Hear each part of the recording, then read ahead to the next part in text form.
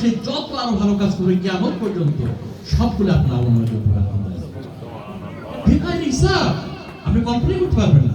এই জন্য ভাই আমার এই কাজটা আমরা অব্যাহত রাখতে হবে, যাতে ইনশাআল্লাহ আমরা অবশ্যই জনশক্তির মান উন্নয়ন তাদের পরিশুদ্ধিকরণ, তাদের এই মান উন্নয়নের ক্ষেত্রে তাদেরকে এই দিনের পথে অগ্রসর করার ক্ষেত্রে আমরা ভূমিকাকে অবশ্যই অব্যাহত রাখি। এরপর হচ্ছে সবসময় অত্যন্ত গুরুত্বপূর্ণ যেটা সেটা হচ্ছে আমার কাজের দায়িত্বের ব্যাপারে জবাবদিহিতা কার কাছে? আল্লাহর। শুধু দায়িত্বের কাছে না, মূল জবাবদিহিতা কার কাছে? আল্লাহর কাছে। এবং সেটা আল্লাহ অবশ্যই আমাদের দায়িত্বের ব্যাপারে আল্লাহর কাছে অবহিত হবে। এইজন্য আল্লাহর সেই হাদিসটা সবসময় মনে রাখতে হবে। সেটা কি?